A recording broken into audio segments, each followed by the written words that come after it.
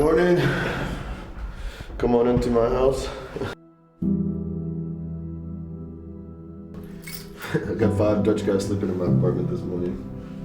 All ready for the race.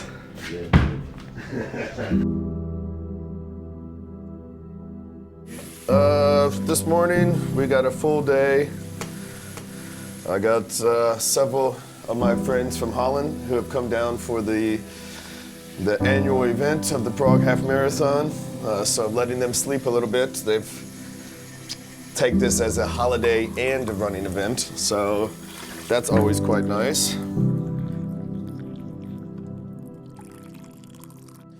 It was supposed to be quite cold today.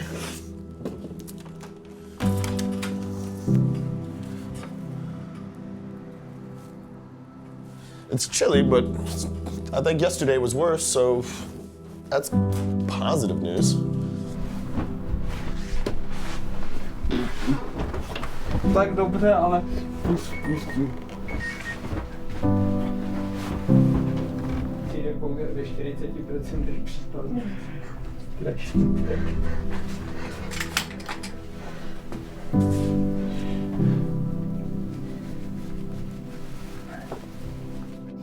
Hlavně, aby jsme to všichni vydrželi tu zimu a to je na tom to nejpodstatnější, si myslím.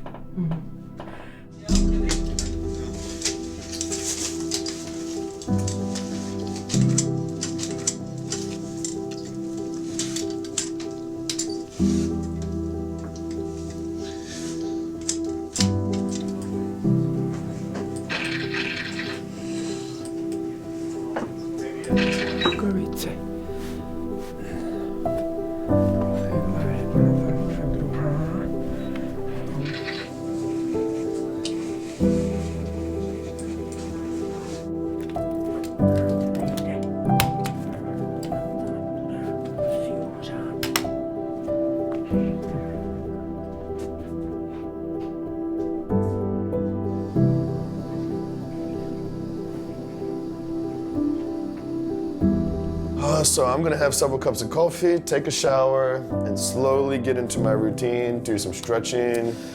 We're gonna head down to the race a little bit early to make sure everything's set up. Every child gets, every athlete gets a trophy for this year with the date and nice big one so they can see it.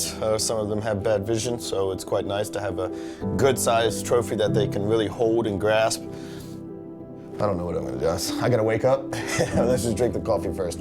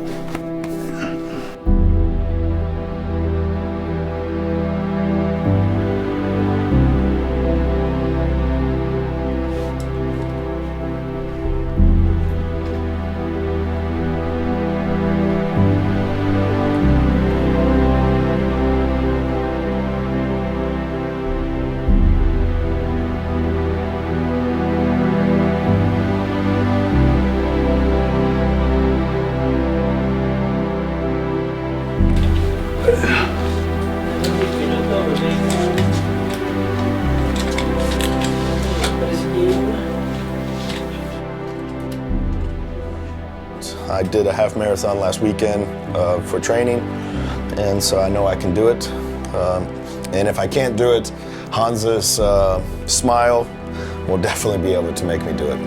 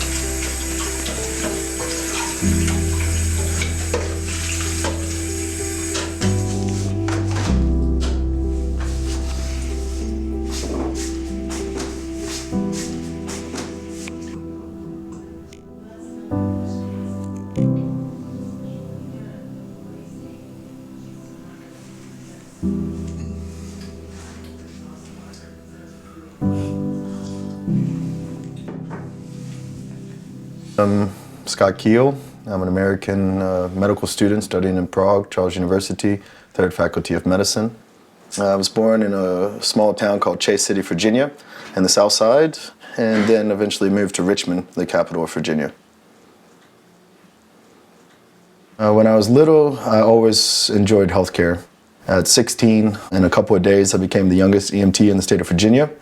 I traveled the world, lived in Thailand for quite a while after the tsunami, and then I ended up coming to Prague, Czech Republic. I was going to make Prague my base, teach English, and I was going to finish up my time here before going back to the States. But during that time, I found out about the medical school here. Prague was an easy, centralized located city with a lot of expats, and it was easy to get a job as an English teacher, and I was escaping, in a way, the States. I realized this was my opportunity, so I took the entry examination here and got the second highest entry examination score, and then from there I've been doing extremely well.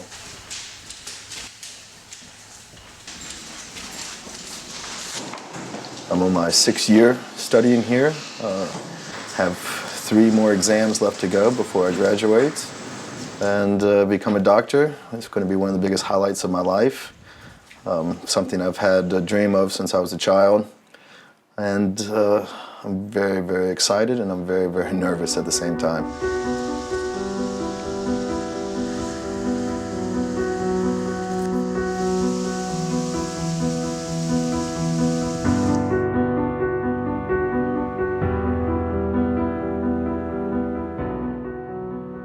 Jmenuji se Honza Holna, narodil jsem se 1. ledna 1992. Narodil jsem se v Praze 8. Mezi mé zájmy patří šachy, sledování sportovních přenosů a jiných.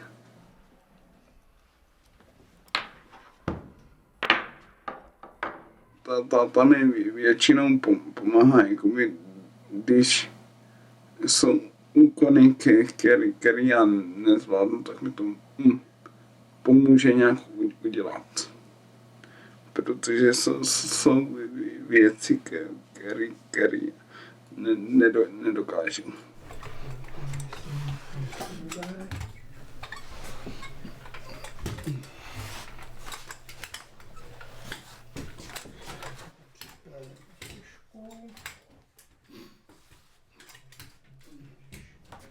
Třeba si namazat chleba, to jako nedokážu, protože to je pro mě dost těžký, protože vidím hůř.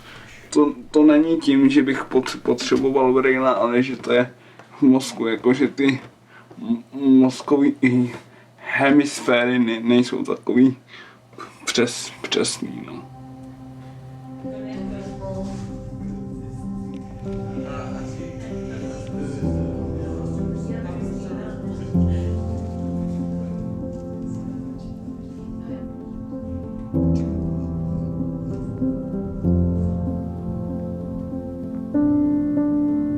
Tak teď přešel na 2. střední školu a tam jsou trošku větší nároky, tak za začátku mu to nešlo a nosil nějaké 5 a teď je to 2. pololetí, tak bych řekl, že jako chytil takový nějak tak druhý dech, ale je to střídavě oblačno, dost nevyrovnaný výsledky, třeba z jednoho předmětu přinese 1 a v zápětí z druhého 5.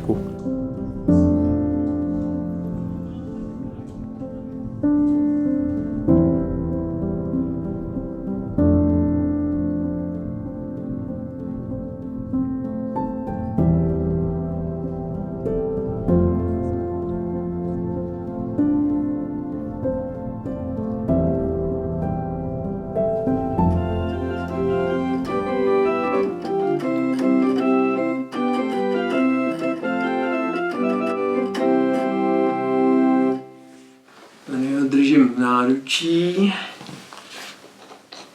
Tady jsme ho měli, tady byl na hypoterapii, sedí na koni, tam je vidět, jak má ty nohy, že má takový slabší, protože nechodil.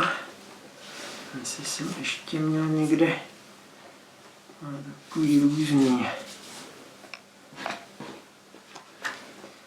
A když jsme byli u řádových sester v Bílé vodě u Javorníka, Honzik Chodítků, chodil, ještě byl někde snímek. Tady v Unhošti s dědečkem přikládá do kamen, dříví. Potom tady byla jedna z prvních operací, kdy mu rovnali nohy. Musel mít nohy takhle do Ačka, to bylo o Vánocích, kdy ho pustili domů. Operace byla těsně před Vánoci. Přestože to bylo takový náročný, tak si myslím, že to snášel docela dobře, že se tvářil spokojeně, usmíval se, když jako to pro něj asi nemohlo být moc lehký, ten je druhý snímek. During my second year of medical school, I broke my leg, and I had a knee operation here at my medical school. I realized that I can't really do anything. Prague is not accessible for me to be able to attend school.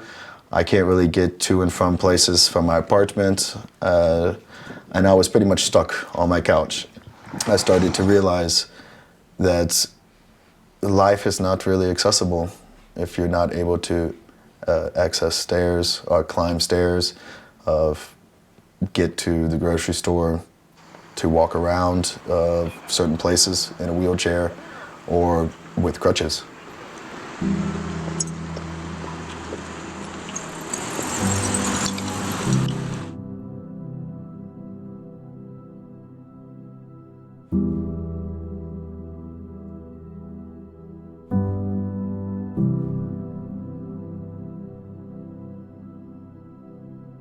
I met Peter Oliva, first year of medical school. I had a special program for first-year students. It was mainly set up for Czech students, but I went as an English-speaking student. And we started to become friends. One night over beer, I introduced the idea to Peter Oliva about this, and he said, "Sure, Scott, buddy, I would be happy to help you." So he participated in the first race with me, and after the first race, he said, "I want to do more." Půlmaratonu jsem se dostal přes svého učitele na základní škole, který mě učil dějepis, a letos už to poběžím po čtvrté.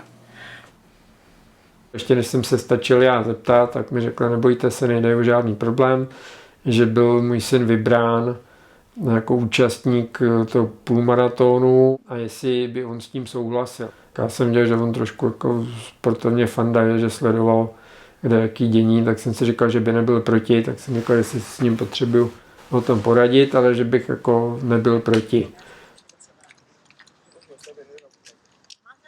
Když za mnou Scott přišel, tak moje první reakce byla, to je skvělý, jako učitel mám povinnost ho podporovat.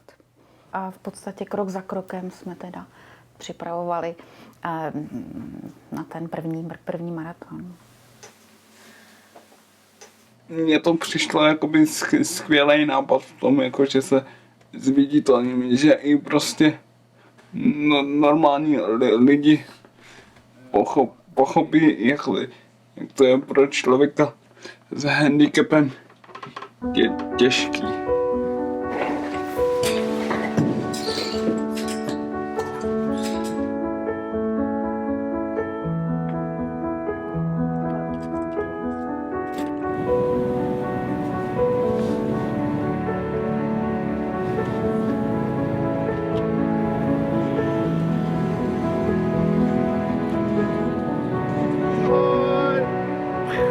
I think Hansa knew what was coming. And he knew that was going to change a lot of people's perspective on disabled people. How are you? Good. Ready? Time for another day.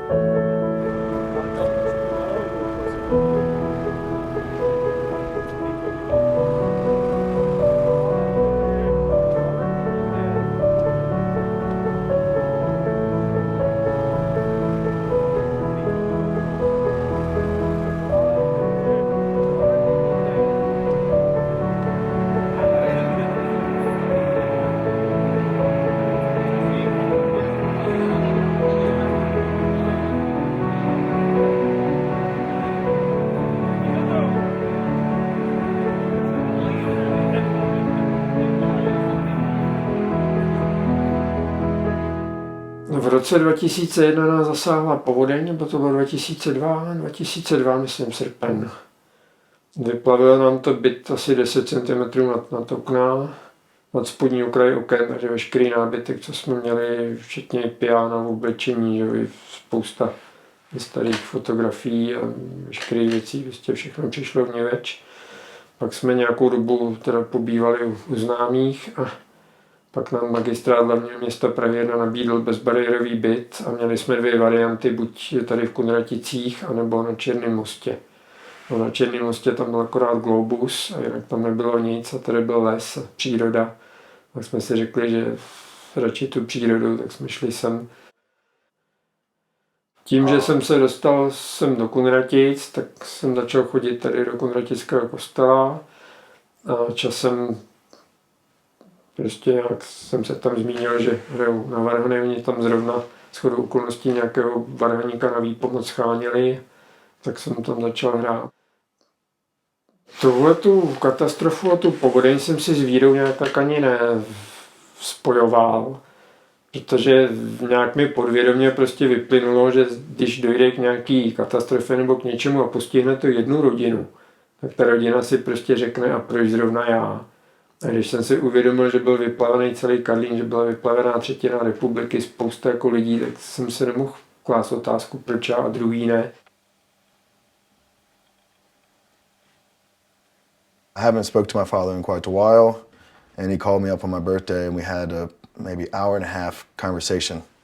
And it was basically everything he possibly could have said to me that I was spent my whole life trying to get his respect, trying to get his appreciation and understanding that I'm trying my best.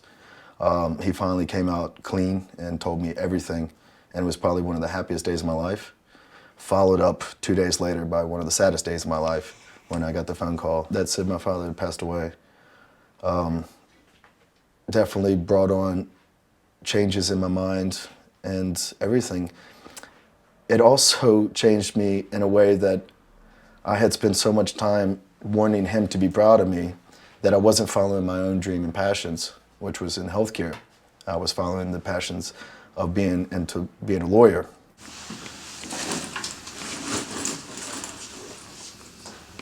I realized this was my opportunity, that it's not about proving to my father anymore because I have his respect.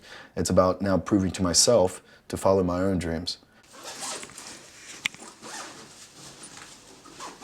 I decided that I was going to travel the world and open up my mind and my heart and try to find out more about who I am as a person.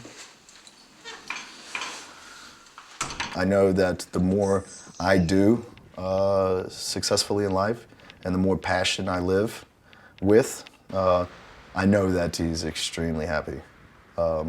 And that I don't need to seek anything else, because now that I'm happy with my own self, then that's really the greatest gift.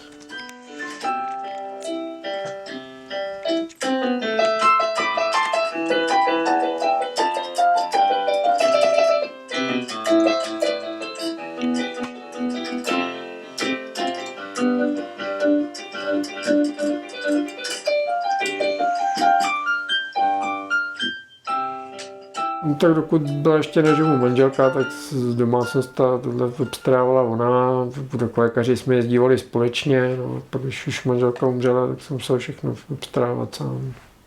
Rakovina, takže pár měsíců byla v nemocnici, já jsem si pořád ještě připouštěl, že se nějak vylečí, že ještě pár let jako bude s náma, že nám bude pomáhat, no, a pak mi jednou večer zavolali z nemocnice, že už manželka nežije. Tak jsem si uvědomil, že teď jsem prostě na všechno sám, pak byl ten pohřeb, ještě jsem měl možnost jí vidět teda za sklem. Potom tak jsem tam stál a přemýšlel jsem, jako bych jsem cítil její hlas ze záhrobí, seber se, běž domů, máš tam děti, no, tak jsem šel domů k dětem. Vlastně jsme pokračovali bez ní.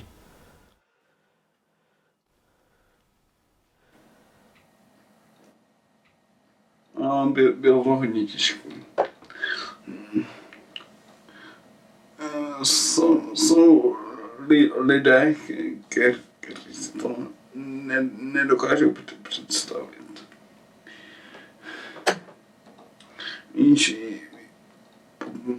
pro mě byly nejtěžší asi 2 nebo 3 roky po té smrti, protože to měl ještě člověk v živý paměti, no. Jsem ta starší dcera přešla do bytu po babičce na Vinohrady a prostě jako se nějak osamostatnila a mladší dcera ta tady bydlela s náma, pomáhala Honzíkovi, vařila. Manželka se jmenovala Jindříška.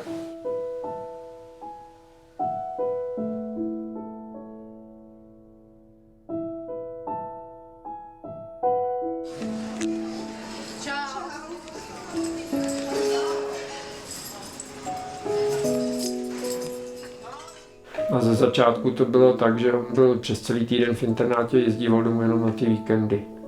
No a teďka jsme akorát sami dva.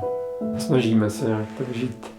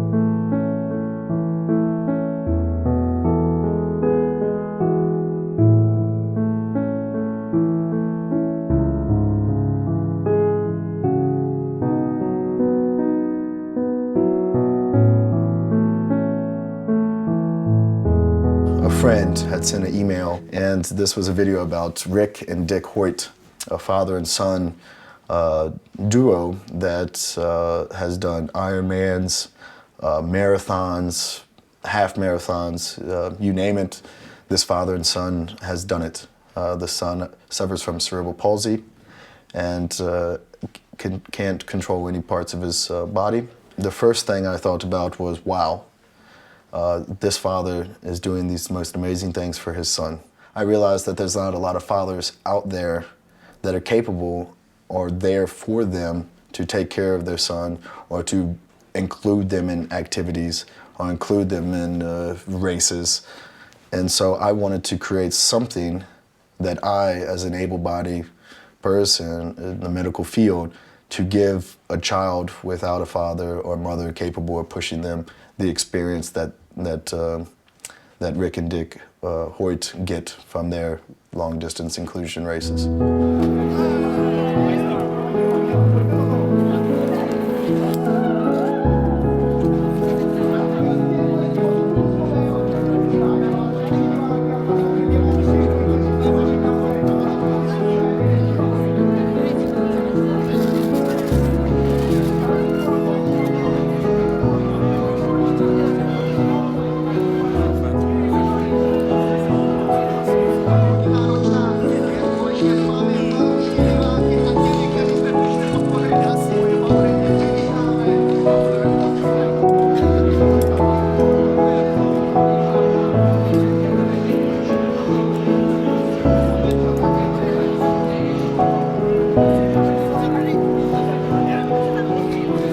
To the Prague International Marathon and put together a PowerPoint presentation and asked them, can we include wheelchair races?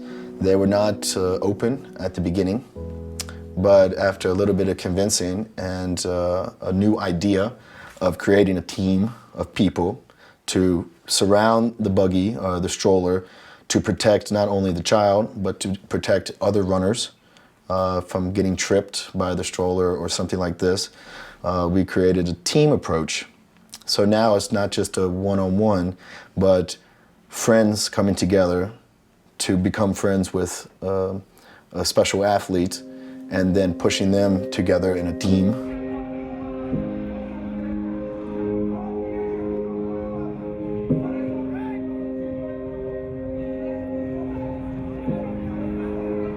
Hello, my name is Carlo Capalbo. I am the founder and the active managing director of Prague International Marathon. We were already trying to implement the concept of charity, and immediately I perceived that the project was beautiful, well done, well managed, and above all was a perfect attempt to give opportunity to those kids to participate, to enjoy, to be part of it.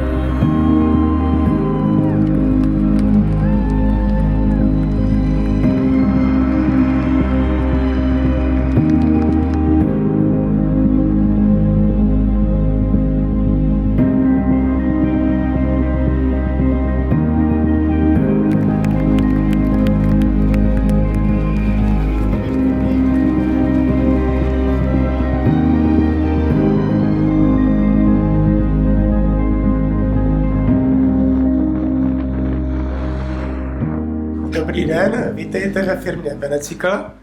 Jmenuji se Lubomír Krejčí. Moje firma se zabývá speciální výrobou, vývojem a produkcí tady těch kočárků, které jsou určeny pro rodiny s malými dětmi, pro trávení volného času. A naše hlavní produkce se dnes orientuje pro rodiny s handicapovanými dětmi, pro které ten kočárek má největší užitek. Někteří mohou se svobodně pohybovat, někteří se svobodně pohybovat nemohou. A ti, co nemohou, mají naopak mnoho co dát těm, co mohou, protože přinášejí pohled na svět z úplně jiného úhlu.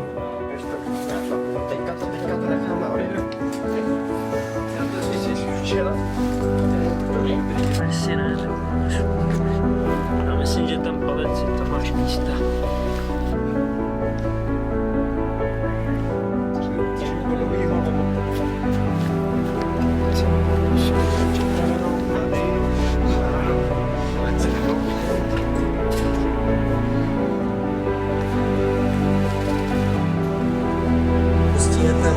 Pustíme tam ještě jednou tu naši oblíbenou. Zaspíváme se trochu, ne? Co? Jo.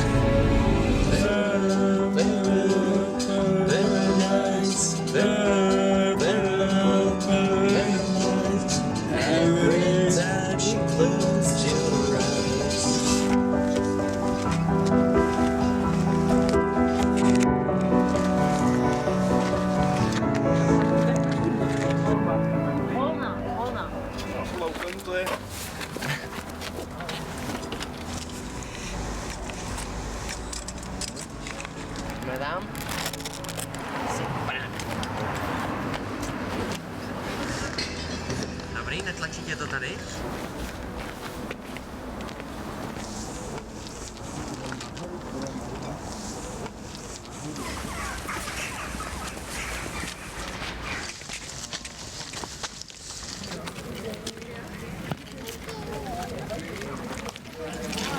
To je můj kamarád Hansa. Hansa's our superstar athlete. Je to taky o budování přátelství mezi námi. No, příkladem jsme třeba my dva se Scottem, protože právě charita je to, co nás spojilo a stali se z nás jedni z nejlepších kamarádů. A věřím, že takových přátelství můžeme vybudovat daleko víc a užít si to. One way to break taboos is to to get experienced with seeing something that you're just not used to. And that's kind of one of the aims of what we try to do here, is to let everybody know that just because you see something that's different doesn't mean that they are different.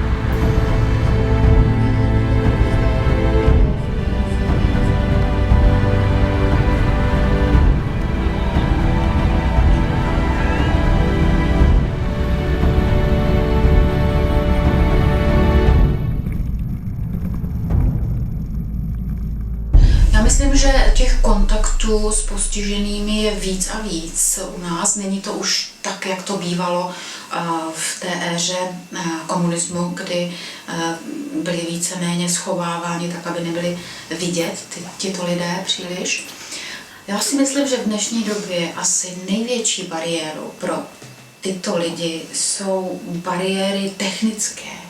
Nemyslím si, že už by to byly bariéry, že by byly neakceptovaní nebo nějakým způsobem nevnímaní ve společnosti, ale že spíš to je problém třeba nedostatku přístupu do hromadné dopravy nebo i do nemocničních zařízení, prostě tak, aby se mohli dostat tam, kam všude se může dostat člověk zdravý. Well, accessibility should be something that is open to everybody, not just able-bodied.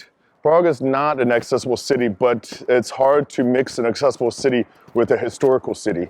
In the future, hopefully, certain things can be done. One thing you'll notice on the maps, they don't even include the handicap accessible locations. Only a portion of these are handicap accessible on the metro, which are the leading veins of the city. So you would think that you should come here and be able to look to see what is handicap accessible, where can I get off, where can I approach the metro, not located here. They're not even included on the key. Občas ty lidi ve veřejných prostředcích se na mě koukali skrz prsty. Lidi to vnímají, ale máme určitý dvě skupiny lidí. Jedni to vnímají pozitivně a druhý negativně, tak asi takhle. No jako ta osobní zkušenost tu je a to je taková, že jednou, když jsem prostě přijel jsem bezbariérovým autobusem, tak prostě a nečekal tu na mě asistent, tak jsem se jakoby vydal od zastávky, co jsem domů a prostě jakoby no, jedna paní, co jsem slušně poprosil, mi jakoby nechtěla pomoct a prostě jsem jakoby si říkal, proč jako slušně poprosím a ono stejně někdy ten člověk zareaguje tak, že mě to až překvapuje.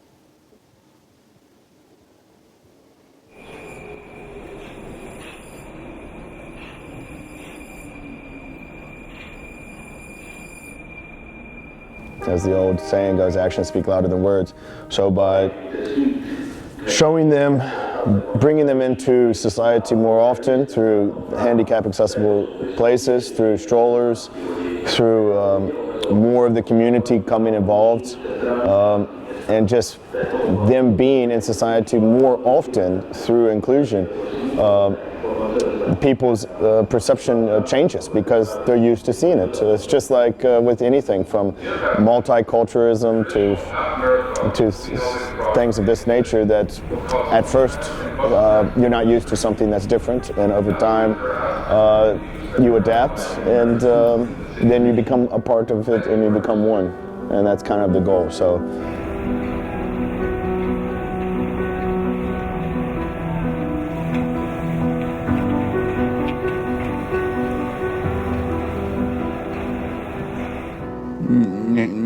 Někteří lidé se na mě budou dívat s takovým úžasem a někteří jakoby kolem mě projdou, pozdraví mě a konec.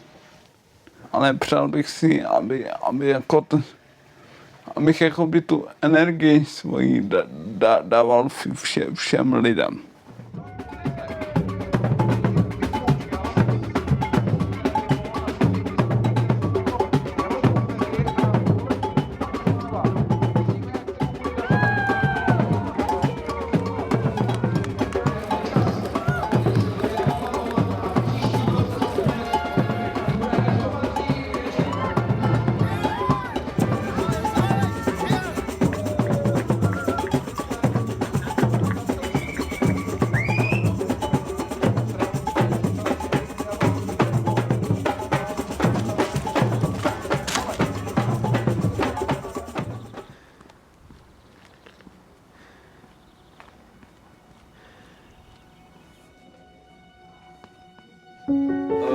We have the front wheel would be substituted for a running wheel on race day, but this one is for better mobility around town or shopping. This one's for nature. It has hand adjustments, safety harnesses for the hands and for the legs, and then also this can be adjusted with pillows, but it's quite narrow and secure.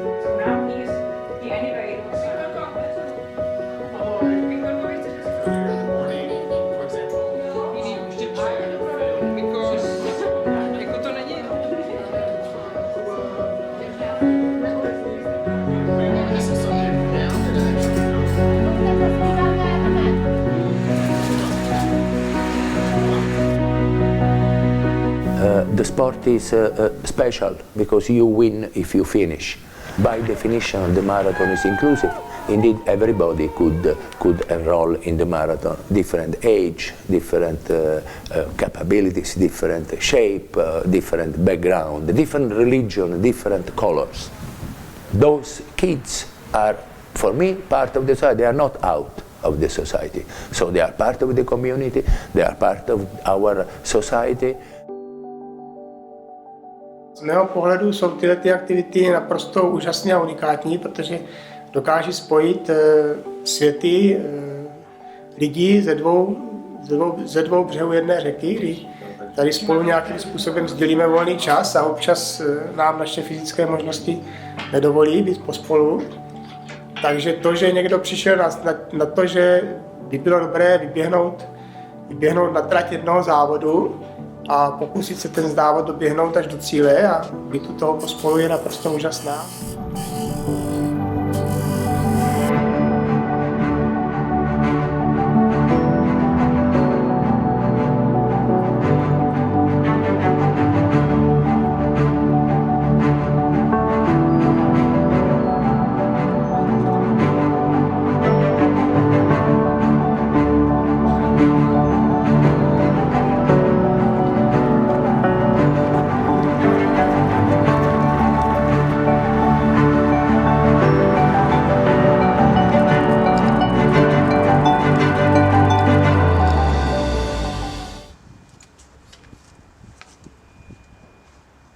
Líbí se mi, že jsou do toho zapojeni studenti medicíny, kteří vlastně prostřednictvím toho projektu mohou poznat, jak ty děti, jaké mají potřeby, nebo jak žijí a vlastně dát jim něco jiného do života a nějak se s nima podělit o to, co vlastně nemohou dělat.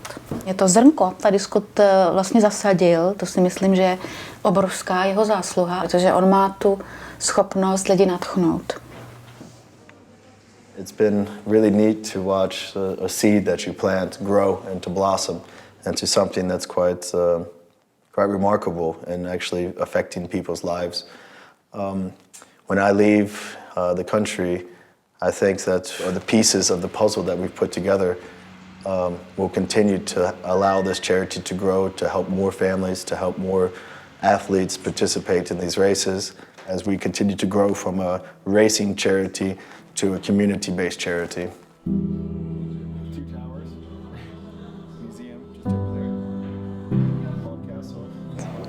I know it is a big thing that he's leaving.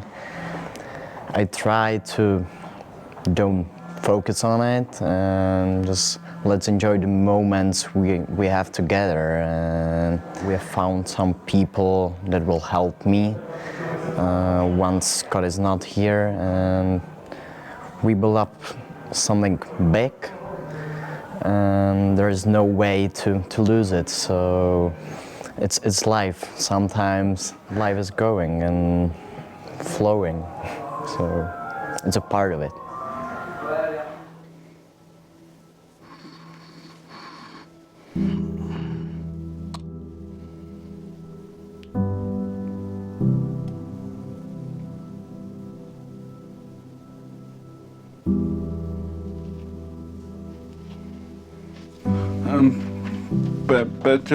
Petě, tak už něco napadlo aspoň. Jo, dobře, tak jo. Tak co? Milý Scotté, před 4 roky to vlastně začalo a teď na nějakou dobu odcházíš. Děkuji ti moc za to všechno, co jsi pro mě udělal, a vím, že i já jsem k tomu přispěl nějakým svým kusem práce, a jakoby vím, že ta práce byla správná a kvalitní. A vím, že mi to trošku líto, že odcházíš, ale takový je prostě život a věřím, že se uvidíme a že se mi jednou vyplní sen, jakoby se podívat do tvé domoviny. Děkuji ti za všechno. You're welcome, buddy.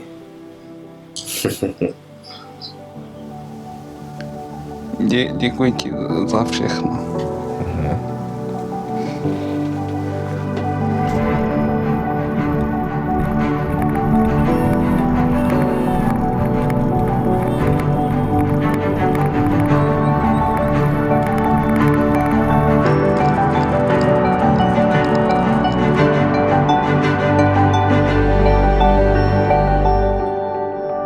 I do believe is a very beautiful thing, not only for them, for us, for the running world, but indeed for the entire community.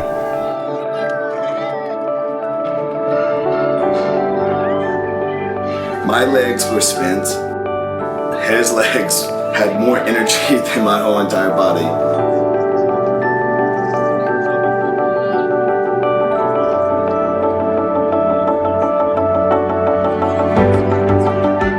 Když jsem udělal vlastně první 3 kroky, když mě postavili, tak jsem pak už věřil, že to dokážu dokončit. His father was standing there waiting at the finish line.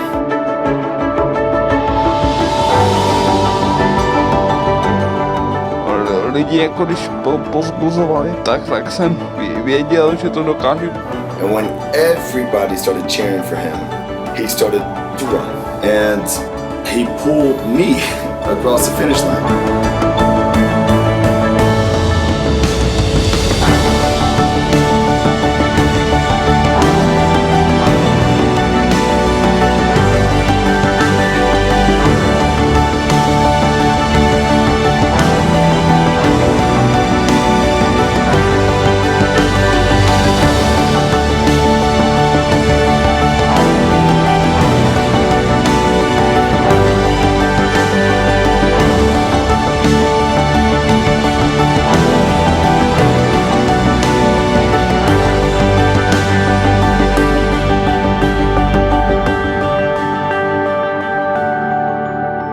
lidi byli takovej, jak se říká hezky česky, hnací motor. This moment was so special, not only to me, or Hansa, or my team, but to everyone else. They saw something that most of them take for granted. That walking is something quite difficult. Some people struggle with this. And there's people like Running With Those That Can't, that want to let people know that maybe a disability has you from a visual standpoint, that you're different. But if you get to know a person, you become friends with a person, no one has a disability.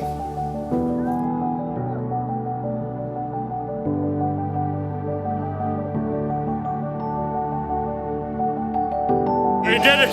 Don't ever give up. Together we can do anything.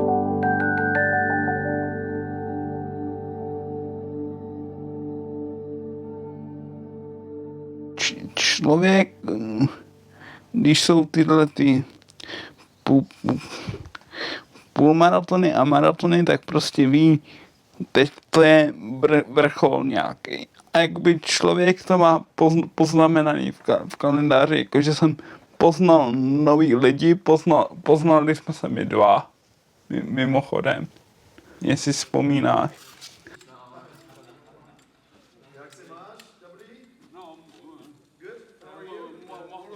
Každý ten kontakt má smysl.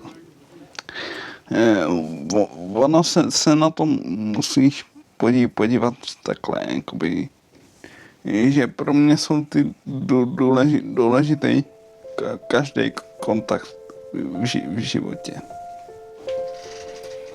It's so easy to sleep in. It's so easy to say no. It's so easy to say, how about tomorrow? By giving yourself to others, you can truly meet a deeper happiness within yourself. The happiness of others is one of the greatest gifts that you can actually do in your life. No jako byl to zvláštní pocit, ale dokázal jsem si v tom, že i já jako handicapovaný člověk si můžu jako splnit takovej sen.